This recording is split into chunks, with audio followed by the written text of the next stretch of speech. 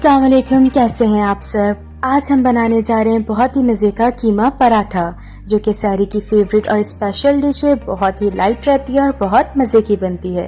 तो चलते हैं फिर रेसिपी की तरफ। 1 टीस्पून काली मिर्च पिसी हुई, हाफ टी स्पून नमक और 1 चुटकी गरम मसाला,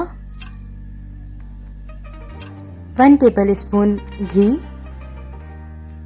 1 पाव कीमा। 1 पाव कीमे के अंदर आपके 4 पराठे आराम से बन जाएंगे।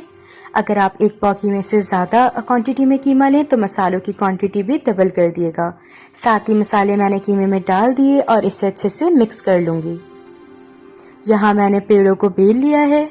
अब अच्छे से हाथ में पानी थोड़ा सा 1 से 2 कतरे और घी हाथ पे लगा दूंगी। साथ ही हाथ पे रख के कीमा अच्छे से गोलाई कर दूंगी कीमे की, इस तरह से।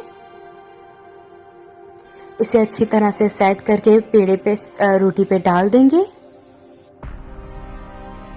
इस तरह से बेली हुई रोटी के ऊपर इसे सेट कर देंगे और साथ ही दूसरी बेली हुई रोटी भी इस पे डाल देंगे। यहाँ मैंने पैन को गरम कर लिया है धीमी आंच पे। पैन को हमें तेज गरम करना है, लो फ्लेम पे, और फ्लेम लो ही रखनी है। हल्का सा मैंने घी लगा दिया और साथ ही पराठा इस पे डाल दिया है। पराठे को हम बिल्कुल लो फ्लेम पे 2 मिनट तक पकने देंगे, क्योंकि पराठा कच्चे कीमे का है तो लाजमी है कि आप इसे लो फ्लेम पे पकने दें। पराठा सिकना ऑलमोस्ट शुरू हो चुका है। अब इसकी फ्लेम मैं तेज कर दूंगी ताकि ये क्रिस्पी हो जाए, और अगेन इसकी फ्लेम लो कर देंगे। साथ ही दूसरी तरफ घी लगा देंगे और पराठे को पलट देंगे।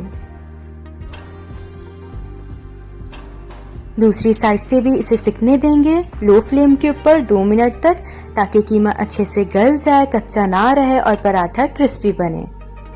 इस तरह से कपड़े की मदद से आप पराठे को दबा सकते हैं ताकि वो अच्छे से फुला हुआ बने, या चमचे की मदद से भी।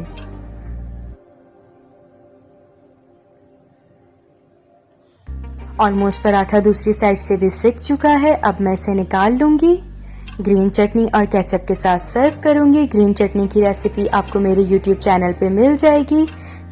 सहरी स्पेशल पराठा तैयार है, और मज़े की रेसिपीज़ के लिए सब्सक्राइब करना मत भूलिएगा।